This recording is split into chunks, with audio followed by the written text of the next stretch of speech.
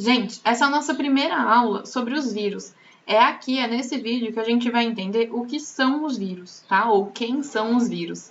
Quando a gente estava estudando a taxonomia, ou seja, que é aquela área da biologia que vai organizar os seres vivos em classificações, a gente viu reficofage, lembra? Reino, filo, classe, ordem, família, gênero e espécie. Beleza. E aí a gente começou a ver que existem 5 reinos. Os 5 reinos são Monera, Protoctista ou Protista, o reino Fungi, o Plantae e o Animalia.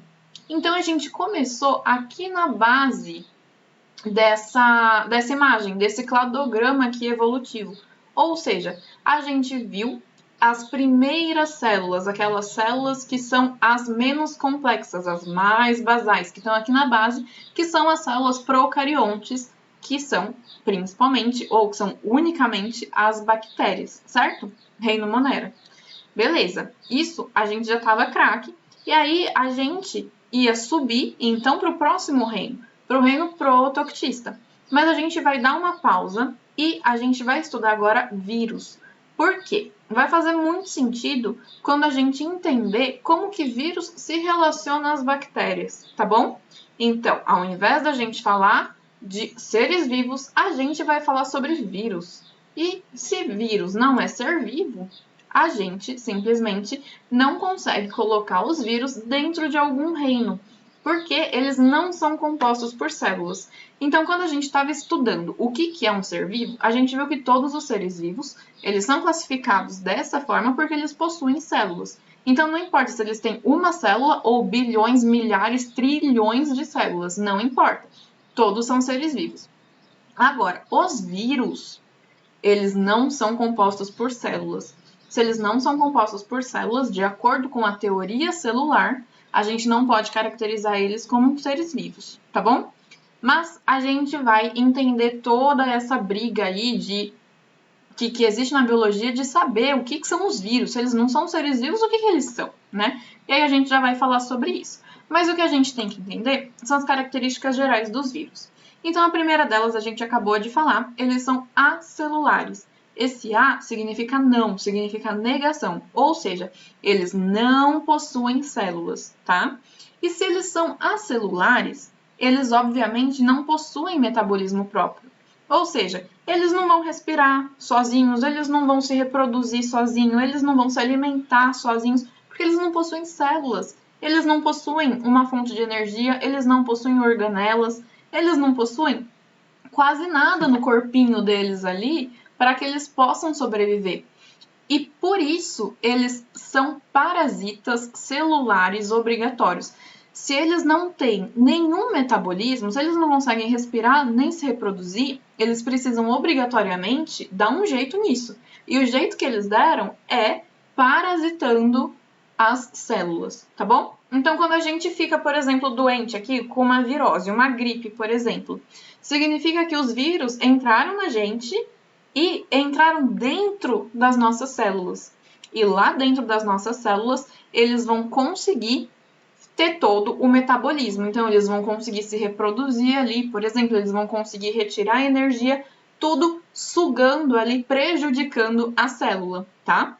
Eu dei o exemplo da gente, então de seres humanos, mas isso pode acontecer em qualquer tipo de célula. Eles podem parasitar qualquer tipo de células. Por isso que eu falei que eles têm uma relação bastante próxima com as bactérias, porque eles podem parasitar as células procariontes, tá? Bom, voltando para o exemplo aqui da gente, se eles entram no nosso corpo e deixam a gente gripado, isso quer dizer que eles são agentes infecciosos, que eles podem causar doenças. E como a gente está falando de vírus, a gente chama as doenças que eles causam de viroses, tá bom? Uma outra coisa, uma outra característica que é bastante importante é que eles podem sofrer mutações. Então, eles podem ter o código genético alterado ali e aí eles podem se desenvolver diferentemente de outros vírus, tá? Vamos entender tudo isso a seu tempo, fiquem calmos. Beleza, vamos então entender certinho o que são parasitas celulares obrigatórios. Eles podem ser chamados tanto de intracelulares quanto de celulares só. Mas o intra quer dizer então que eles precisam entrar na célula para parasitar elas. E a parasitação, o parasitismo, e o parasitismo é basicamente essa relação de que a célula vai se prejudicar e o vírus vai se beneficiar, ele vai sair ganhando, tá? Por quê? Eles vão invadir e basicamente possuir a célula, eles vão pegar toda a maquinaria celular, vai pegar a fonte de energia delas, vai pegar a parte reprodutiva delas, vai pegar o material genético delas, vai utilizar toda a estrutura da célula para que eles mesmos sobrevivam, tá bom? É isso que os vírus são, parasitas intracelulares obrigatórios. Obrigatórios porque se eles não entrarem nas células, eles vão morrer. Por isso é obrigatoriamente necessário que eles parasitem células, para que eles não morram. Beleza, aqui é só para vocês lembrarem que por não terem citoplasma, nem ribossomo, nem membrana plasmática, que são aquelas 3 características essenciais de uma célula, a gente obviamente entende que os vírus não são células, ou seja, eles são seres acelulares, tá? E se eles não têm células, eles não têm metabolismo próprio, eles precisam parasitar outras células. Ok, aqui é só como uma curiosidade para vocês. Às vezes, pode ter alguma pergunta no vestibular, ou alguma pergunta na vida, que esteja falando sobre vírion. Vírion é a partícula viral, ou seja, significa que é quando o vírus, que a gente conhece, ele está aqui no meio ambiente, ele não está infectando uma célula, ele ainda está aqui tentando sobreviver, tentando achar uma célula para ele parasitar. Então, se ele ainda não está dentro de uma célula e não está causando doença, ele pode ser chamado de vírion, tá bom? E aí o vírus, como a gente conhece, é quando ele realmente está dentro de uma célula, é quando ele realmente está parasitando alguma célula, tá bom?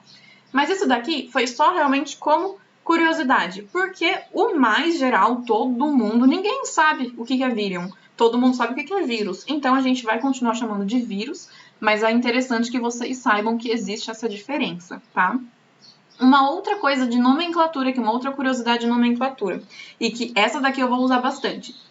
Vírus, geralmente, vão infectar células eucariontes. Quando a gente está falando de vírus que infectam células procariontes, ou seja, aquelas células das bactérias, a gente está falando de vírus que se chamam bacteriófagos. Ou seja, eles vão infectar bactérias, tá bom? Então, quando cair numa pergunta, o que é um bacteriófago, a gente está falando de vírus que infectam células procariontes, que infectam bactérias. Beleza. Vamos entender agora a estrutura dos vírus, porque se eles não são células, como que eles são formados? O que tem ali no corpo deles? Então, a gente tem 2 características principais, material genético e capsídeo, ou que a gente pode chamar também de cápsula proteica, tá bom? É uma cápsula, é uma proteçãozinha ali formada por proteínas, basicamente isso. E olha só, trouxe esse exemplo aqui, essa estrutura de vírus para vocês, que é o vírus que a gente mais vê desenhado por aí, né? Nos livros didáticos, na internet. Essa daqui é uma foto real de um vírus, mas eu trouxe aqui as ilustrações para a gente entender certinho. Então, vamos para o principal. Os vírus têm material genético, falei aqui para vocês, ó, material genético, que pode ser o DNA, pode ser o RNA ou pode ser os dois, tá? Vamos entender daqui a pouco. Mas então, os vírus têm material genético e esse material genético está super protegido pelo capsídeo ou cápsula proteica, que está aqui, ó, protegendo ele, beleza? Aí os vírus, eles também podem ter algumas outras estruturas que são formadas por proteínas. Então, essa cápsula proteica aqui, ela pode se estender um pouquinho e formar uma cauda, por exemplo. E formar também fibras. Isso daqui vai ser muito importante para que os vírus consigam reconhecer as células do meio ambiente. Eles vão conseguir, por exemplo, entender que aquela célula é de uma bactéria, ou entender que aquela célula é de um ser humano, ou que é de um cachorro, de um leão. Eles vão poder reconhecer as células por essas proteínas que estão aqui, tá bom? Então, essa estrutura é a básica de um vírus. O mais importante é que vocês saibam que existem duas características que vírus têm: material genético e capsídeo, ou cápsula proteica. Beleza. Isso daqui é um outro formato de vírus. Esse que a gente viu é o mais comum, mas a gente também tem esse daqui. Mesma coisa. Existe um capsídeo, olha só, que está aqui protegendo o material genético.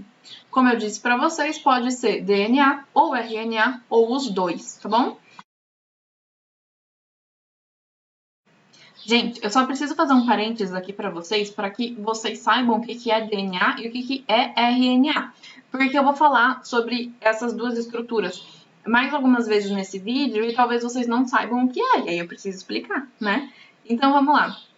O DNA é esse material genético aqui que tem essa estrutura que a gente chama de dupla hélice, tá bom? Então é quando a gente tem aqui, ó, essa fita que se entrelaça, é como se fosse uma mola, um espiral, sabe, do caderno aqui? Então aqui, ó, a gente tem esse espiralzinho aqui. O DNA é basicamente isso, só que existem duas fitas que se entrelaçam nessa molinha, nisso que a gente vai chamar de hélice. Por isso, dupla hélice, certo? Uma fitinha aqui e outra fitinha aqui. Beleza. Essas fitas elas vão se entrelaçar porque existem ácidos nucleicos aqui. Não precisa ficar preocupado com esses nomes agora. Vocês vão entender um pouco mais pra frente tudo isso. Mas tá vendo que esse azulzinho aqui tá se ligando ao roxo? Ó, em todos essas repetições é sempre o azul que se liga ao roxo, ó, roxo com azul, azul com roxo.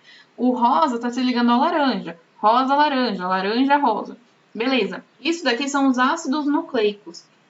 Para quem já ouviu falar, é aquela timina, adenina, citosina, guanina, que é o A com T, C com G. Não sei se vocês vão saber, se vocês não souberem, ignore do que eu falei, depois vocês vão aprender, tá bom? Mas o que é muito importante vocês entenderem agora, só para que isso faça sentido na cabeça de vocês, é que o DNA, então, ele tem essa dupla hélice. O RNA, que também é um material genético, ele tem apenas uma hélice, tá bom? Uma só. Ele é composto por uma fita. E aí, essa fita, ela realmente vai ser a metade do DNA. Então, tá vendo que aqui, ó, também tem roxo, laranja, também tem algumas coresinhas aqui? Beleza, é porque é simplesmente metade do DNA. Agora, o que eu preciso que vocês saibam? Que o DNA, ele é o material genético mais conhecido porque é o DNA que vai ter realmente aquela receita de bolo, que vai ter aquela receitinha do que a gente vai ser quando a gente crescer. Bem simples, tá? Que eu tô explicando pra vocês. Mas vamos lá. Se eu tenho um pai e eu tenho uma mãe, certo? Que tem materiais genéticos diferentes, aí misturaram esse material genético e produziram uma nova criatura, um novo ser vivo. Eu tenho, por exemplo, o olho castanho, eu tenho um cabelo que agora tá liso, mas ele é cacheado. O que mais que eu tenho? Eu sou branca, eu tenho uma pele branca, eu tenho um nariz desse tamanho. Então, tudo isso é feito, tudo isso, o que eu tenho, ele é simplesmente... o meu corpo sabe disso porque tá tudo guardadinho, todas essas informações genéticas estão aqui dentro do DNA. Beleza? Isso daqui acho que todo mundo sabe. Agora, por que existe o RNA, que é metade do DNA? O RNA, ele basicamente vai conseguir ler o DNA. Então, o DNA, ele tem todas as informações, ele é o detentor das informações genéticas. Mas quando o RNA consegue ler esse DNA, é o RNA quem vai expressar tudo isso que o DNA sabe.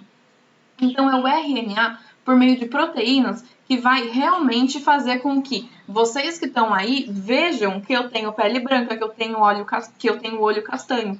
Porque é o RNA quem vai realmente fazer o meu corpo expressar a minha genética. Fez sentido? Então, quando a gente está falando que os vírus podem ter ou só DNA, ou só RNA, ou ambos os materiais genéticos, a gente está falando dessas especificidades de cada um, tá? O ser humano, por exemplo, tem os dois materiais genéticos, certo? Beleza. Basicamente isso, gente. Vírus também pode ter só DNA, ou só RNA, ou os dois. Fechou?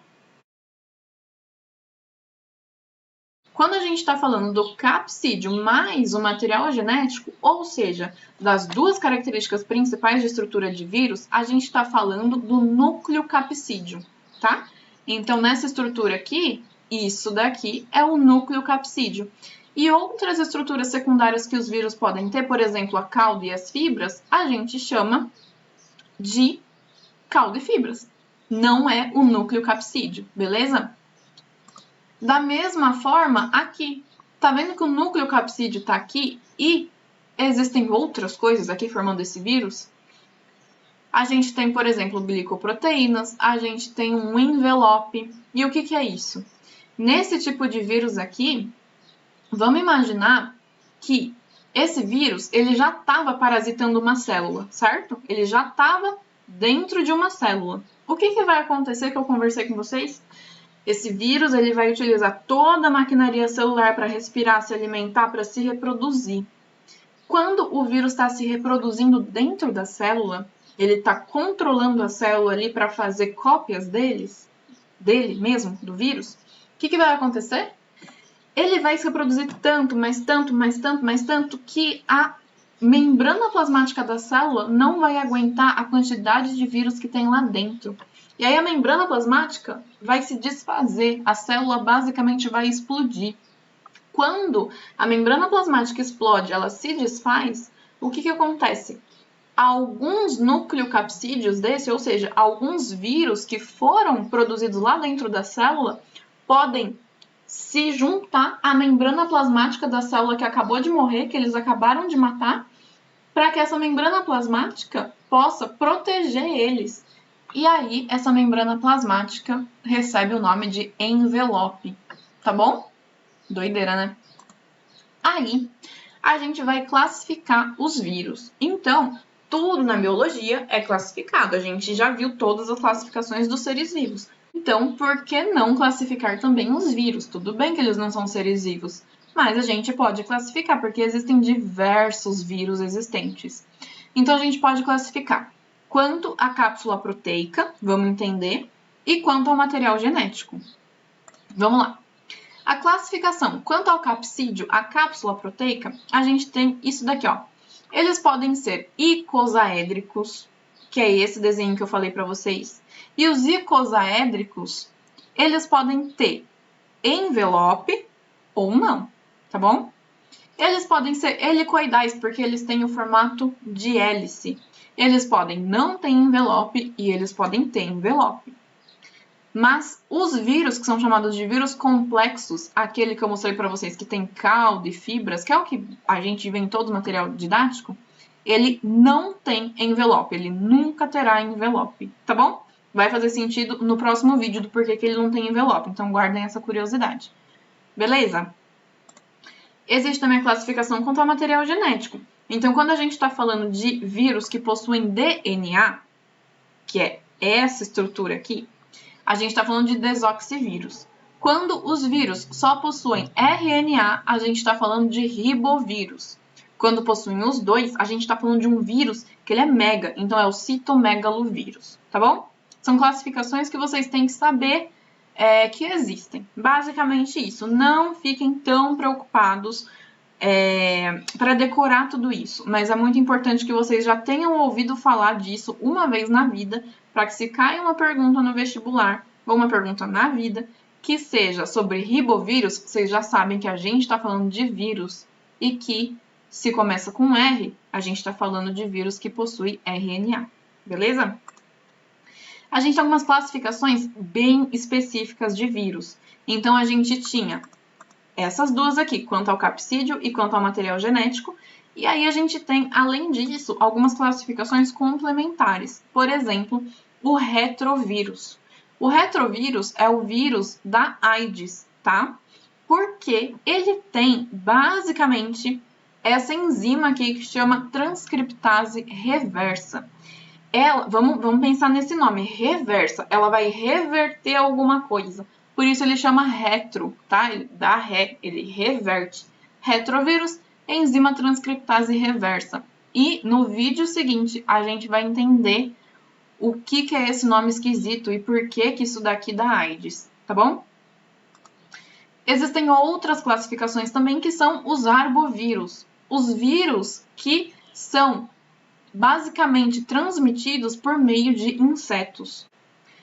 Beleza. E aí a gente tem o modo de vida dos vírus. A gente precisa entender, então, como que eles sobrevivem dentro de uma célula, né? A gente já viu que eles só sobrevivem se forem parasitas.